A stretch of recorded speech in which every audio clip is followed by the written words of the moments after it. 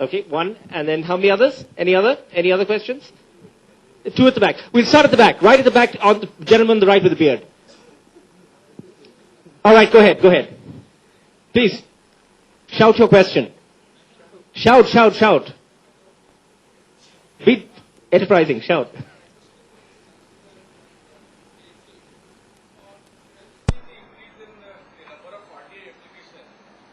I can't hear you. Just come up here and talk. Yeah, poor fellow. As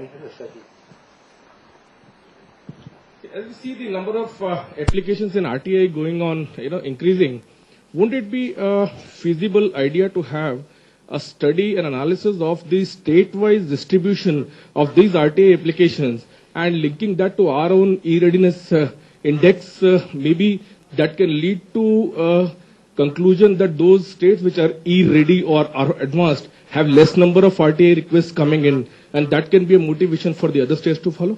Oh, very good question. If I can answer your question briefly, I think it's not quite time for that yet. A time for that may come when there's a greater movement towards RTI e-application, if I can use that word, to RTI. But at present, it's quite possible to compare on the computer network. There are certain states which have a very advanced website. There are certain states which don't have such an advanced website. Tamil Nadu is just about to initiate its website on the RTI. Otherwise, most of the states are already connected on the website and their decisions are all there. It's quite possible, without having to undergo a regular research for this thing, to see where the things are actually moving and where they are not moving. But it will not give you an answer to the question that you're asking, because several states have had right to information for several years. Some have only got it now. The government of India, of course, has had it only for the last 2 years. So you will not be able to have a means of comparing how the disposal is going compared to its own advancement in terms of e-access. This may become necessary. What you're requesting will become necessary in maybe 2 or 3 years from now, when all the states have had about 3 or 4 years' experience in actually implementing the act. Thank you. A second question? Anyone wants? Go ahead, sir, please.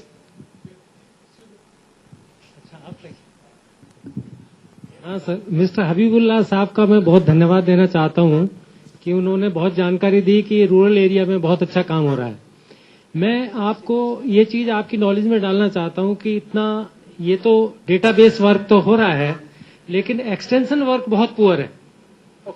Okay, we've got your question. The issue of rural demand, the data entry is working, but there isn't enough demand, not enough publicizing of the act in rural areas. And in fact, I was in Bihar last week, and there was this perception, that in fact more could be done to awaken demand. So I wonder if you could address that, demand in rural areas.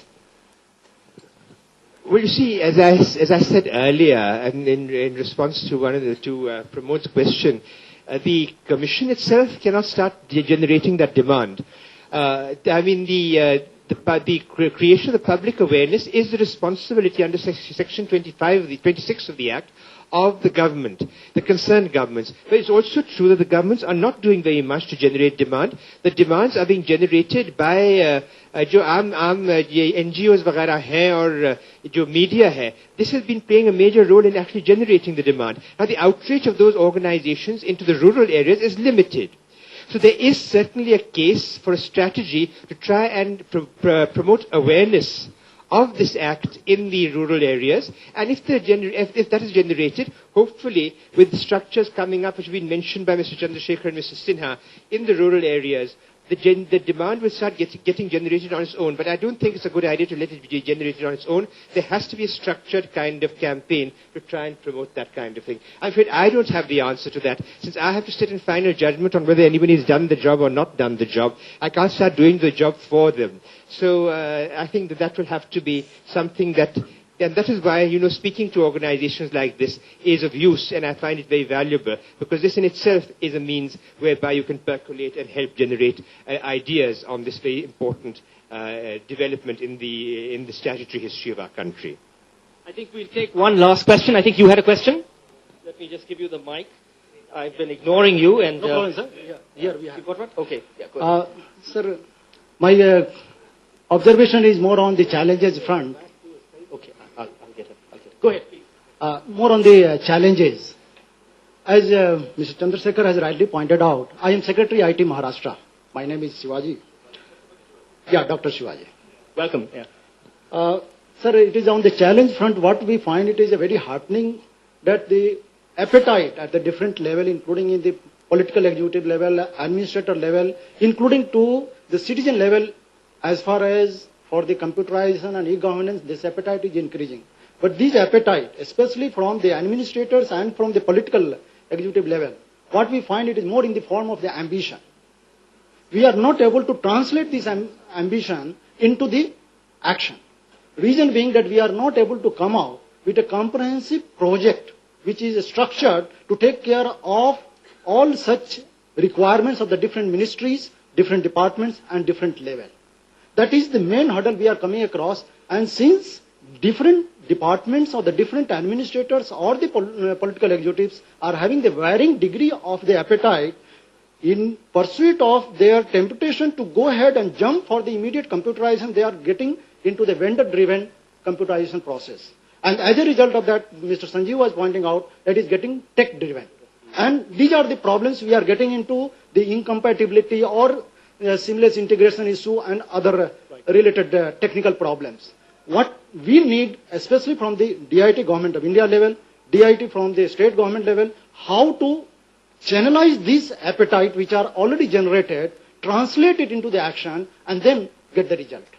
Thank you very much. I'll turn that over with Mr. Chandrasekhar if he'd care to respond. I think that's a very, very pertinent and valid observation. And I think we have spent some effort on trying to do two things. One is to create that demand, including demand from the outside, which the CSC program, etc. also would do. And I think to some extent, all these measures are leading to that pressure. But the question which you have raised is a very important one, that pressure should not result in the wrong response of shortcuts and vendor-driven shortcuts. The approach that is being adopted, again, is meant to have some inbuilt check, provided it is followed, which is that the focus has to be not on the project or on computerization per se, but on the delivery of the services. And at the end of the day, the challenge for a government manager is on how much of the project risk from a technology and a cost perspective can be transferred to the private sector with a very clearly defined service outcome. In projects that we are now seeing, the project outcomes are defined by the domain people, including the services and the service levels. And the entire technology and financial risk is being transferred onto the private vendor. If you say, I have the money, then of course the private vendors will queue up and they will drive your whole program for you, no problem.